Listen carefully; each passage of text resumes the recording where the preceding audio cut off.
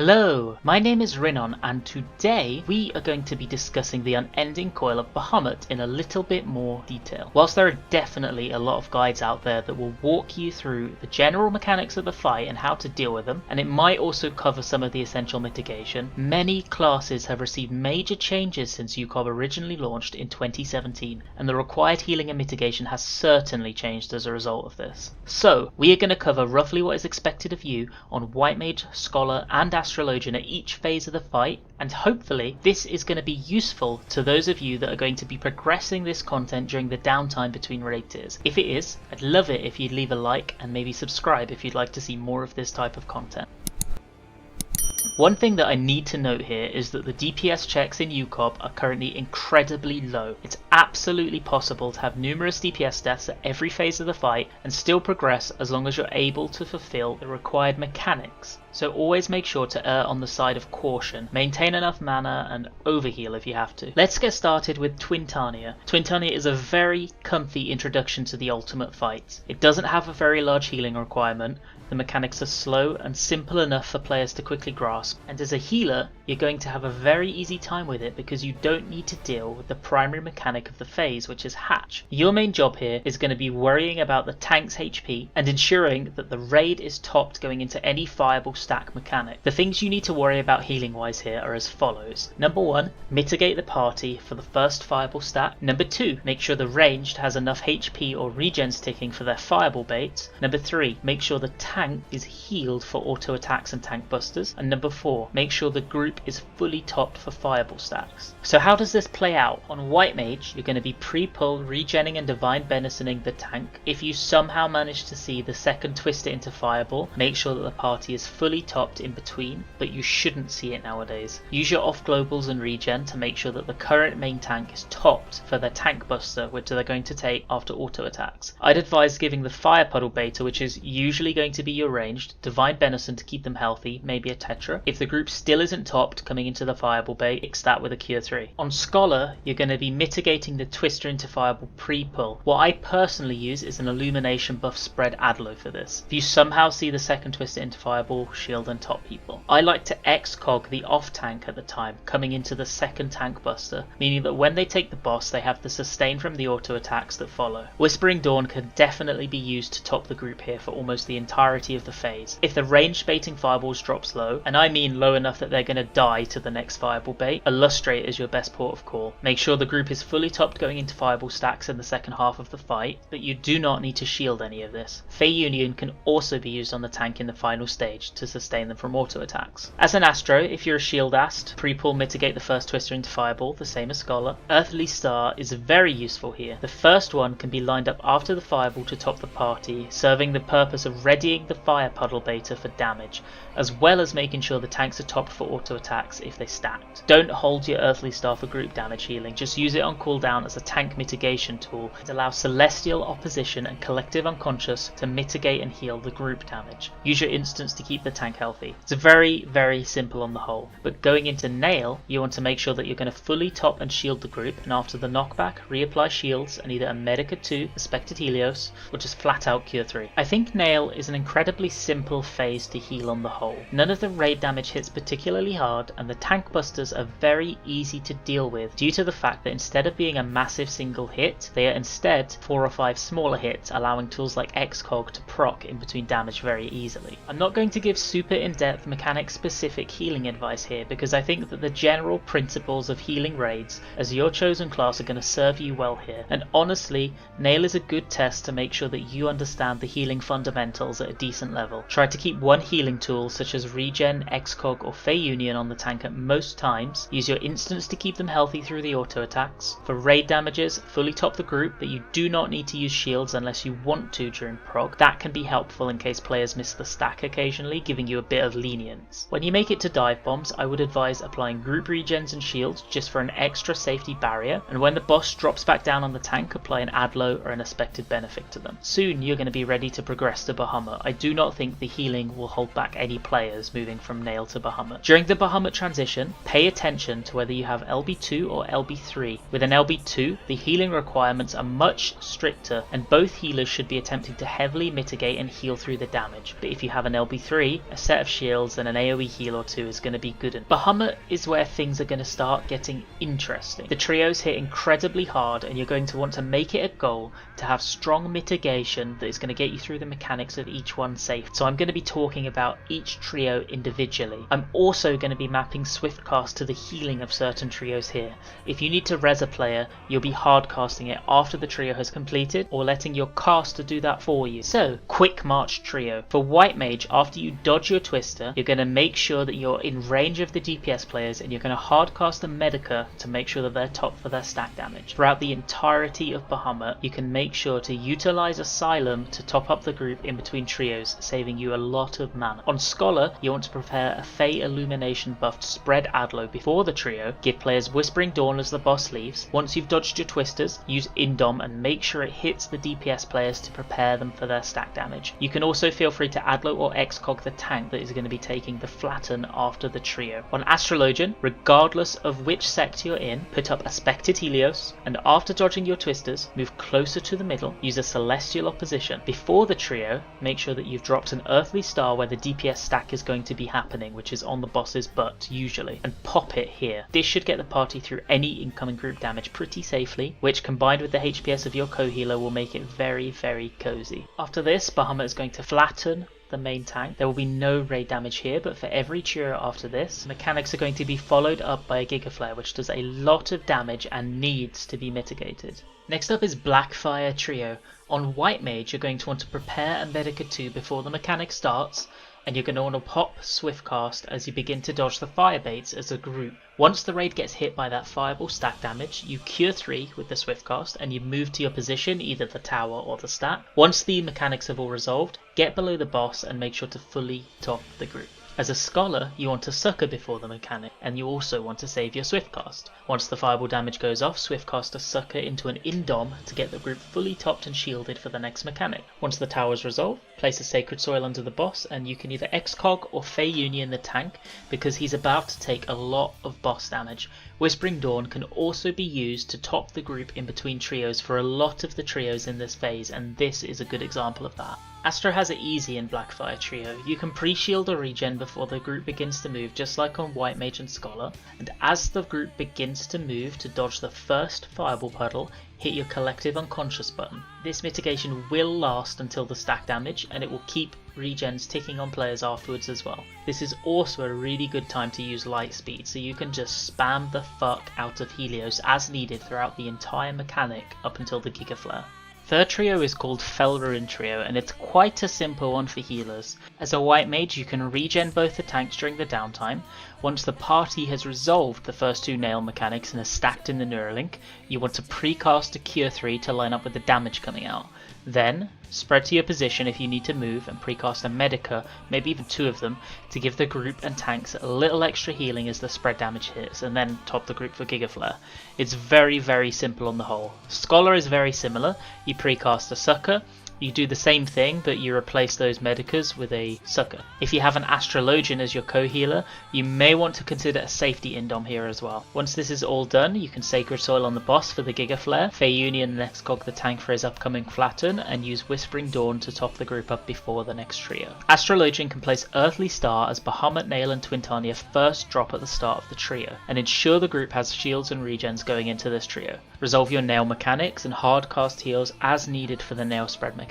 You'll also have access to Celestial Opposition here as needed. This trio is honestly quite simple, and you just gotta learn the timings yourself basically. Heaven's Fall Trio is a little bit more precise than some of the others. As a White Mage, you're going to want to precast Medica 2 going into this trio. If any player is flying too close to the sun for their knockback, you may have to keep an instant because they could need spot healing. Something like a Tetra or an Afflatus skill is going to work wonders here if you need to do that. Aside from that, the first time you're going to need to heal is as you come in to share the Fireball stack at the end of the trio. For this, I like to Swift cast Cure 3 followed by another Cure 3 to top the group for Giga Flare. On Scholar, I prep for this trio with another illumination buffed spread Adler just like in first trio, and I use Whispering Dawn as the boss leaves. After the towers and dodges have resolved, Indom as the group is coming together to stack for the fireball, lay down a Sacred Soil to cover both this and the Giga Flare afterwards, sucker the Giga Flare and Fey Union that tank. Astro is the same, you pre-shield and regen as you go. Here you're going to have access to both Lightspeed and Collective Unconscious once again to make it very easy. As you're going to resolve your tower mechanic, place an Earthly Star in the centre of the arena. Lightspeed once the tower mechanics are resolved. You can now spam a couple of Helioses to get the group fully prepped and topped for the fireball stack, and then you hit that CU button as the group stacks together to cover the hit. Mitigate the Giga Flare, and prepare for the final trio. 10 Strike is the final trio that requires healing, and the mechanics come thick and fast here, as well as requiring a little bit of adaptation. So you want to make sure that your heals are on point here. As White Mage, you're going to prep a Medica 2 going into the mechanic. Once the Neuralink hatch mechanics have finished resolving, you want to move into the middle of the arena and quickly Swiftcast a Medica into an Assize to top the group. If you are pre-positioned in one of the Neuralinks as a hatch blocker for the second set of hatch mechanics, you can likely hardcast a second Medica before that too for free. Resolve your Earthshaker mechanic, get to the middle and heal the group for that final Giga Flare. On Scholar, go into the trio with a prepped Sucker and Whispering Dawn. Similar to on White Mage, once the Neuralink mechanics are resolved, you want to move to the centre to prep mitigation for the Earthshakers, which in this case is going to be a swift casted Sucker into an Indom. After this resolves, you can soil and shield for the final Giga Flare, and make sure to prep your Aetherflow stacks for Ad Phase, so don't burn those Aetherflow stacks on useless boss damage. Once again, on Astrologian, you place a star in the middle as the trio begins, with the intent of having players pop into it for the explosion once the hatches have all resolved. You're also going to want to keep hold of Swiftcast and Celestial Opposition to dish out some big heals after the Neuralink mechanics have resolved before going into the Earthshaker. Once again, after this, top, shield, prepare for the final Giga Flare, get ready for ads. Before you get to progress ad phase, you have to deal with Grand Octet. Grand Octet is another very simple mechanic to deal with as a healer. All you have to do is make sure the players are topped going into it. Once you finish doing the Mario Kart around the edge, which I assume 99% of groups are going to be using as their prog strat, it's the easiest by a country mile. The shield healer can cast a quick AoE shield, so a Sucker or an Aspected Helios on the group, and then you just go ahead and resolve the last set of mechanics. There really is nothing else to do as a healer here, and you shouldn't worry about this mechanic at all. When Octet is over, you want to prepare for ad phase as much as possible. Ads is definitely the most demanding segment of UCoB in terms of healing, because both tanks are going to be taking almost continuous damage in decent amounts from auto attacks, and they're going to be followed immediately by Nael quotes that are often accompanied by group stack damage from Thermionic Beam. The movement requirements of the phase can also make it quite difficult to continuously heal sometimes, so you're going to be fighting for those GCDs to heal and keep things safe, and you have to be careful to make sure that you're proactive about your mitigation so that the tanks stay healthy. Healing here is going to be mainly loaded onto the tanks, and in the interest of safety, I would advise you just make sure to use GCDs if needed whenever a tank drops below 50% HP. You definitely don't want to have one of your tanks dying to auto attacks at this point in the fight, and the lacking DPS check makes it super comfy to just play safe. Keep regens on both throughout the phase if possible, and a White Mage can utilise Asylum to mitigate further auto attacks. Generally, the only time you really want to care about any raid damage is to make double sure that the DPS have safety going into a Thermionic Beam stack, and again to make sure that the group is topped and shielded before a Mega Flare, especially because these will usually follow one another in fairly quick succession. For these, try to make sure that everybody is topped, even if you need to hover heal and waste GCDs to do so. The main thing to watch out for here is the spike in tank damage after the first Mega Flare damage comes out. This is followed immediately by a tank buster, so instead of focusing your efforts on topping the group, make sure that those tanks get healthy immediately. As a scholar, I would recommend adloing each tank individually going into the phase, excog the one that's going to be tanking Twintania, and give Fey Union to the tank that's going to be holding Nael from the start of the phase. After that, you can then use your own initiative to make sure that the tanks are safe. Sometimes an adlo here or there can work absolute wonders. I always try to make sure that the group has Sucker and Soil going into a Thermionic Beam, just in case a player is late to the stack, and then I make sure to place the Soil in such a way that it covers the Mega Flare damage afterwards on most of the group. Immediately after Mega Flare goes off, an Indom will do an amazing job of helping to heal up the two tanks for their second busters. Then you can set them up in the same way as before with shields, XCOG and Fairy Tether and just repeat. Astrologian can use Collective Unconscious very effectively for the mitigation of Mega Flare, helping out the tanks along the way as well. Earthly Star can also be used here, allowing both tanks to instantly be safe for that tank buster after the raid hit. I think that this phase is very similar healing wise to the Nael phase earlier in the fight. There is nothing particularly extreme, but it's a very good test of healing fundamentals. Just play safe, don't worry about your damage, and get to Golden Bahamut. So now you've made it. The final phase of the fight. You might feel intimidated, but please do not when you make it to this phase. Whilst you're going to be 15 minutes into the fight, and honestly the combination of the music and adrenaline might make you feel a lot of pressure, this phase is actually fairly relaxed on the healing requirements. You do need to keep an eye on your tank at all times because the auto attacks from Golden Bahamut can hit like an absolute truck. But there is honestly never any kind of necessity to immediately top the group after hits of Morna Far, so instead you want to be worrying about doing things like pushing out extra damage and relying on your regens to do a lot of the healing for you. As long as the group is fully topped and has their mitigation in place going into each Morna Far, you're good to go. Don't need to overheal for this. In Shadowbringers, I would advise you use tank immunities for the second and third Akmorn, which is different than what people generally did in Stormblood. This allows you to kitchen sink Akmorns 1 and 4, which basically allows you to pop every single cooldown from each tank on each of them, and it can make them an absolute joke to heal. That reduces the damage you take from them massively. You couldn't do that back in Stormblood as effectively because tanks had different cooldowns and different durations on their immunities essentially, which kind of changed up what you were capable of doing back then. Assuming you have a standard composition, aka one that includes at least one melee, one caster and one ranged, I would use something akin to the following to mitigate the 5 Morna Fars in the phase. You can play around with these based on your needs and compositions, so please just use this as a guideline. Do not use this as the word of God on something that you are completely locked into. However, if you have something like double caster or double ranged, you can add every single Morna Far, or you can hit 4 of the 5 Morna Fars with ranged mitigations, which makes it even easier.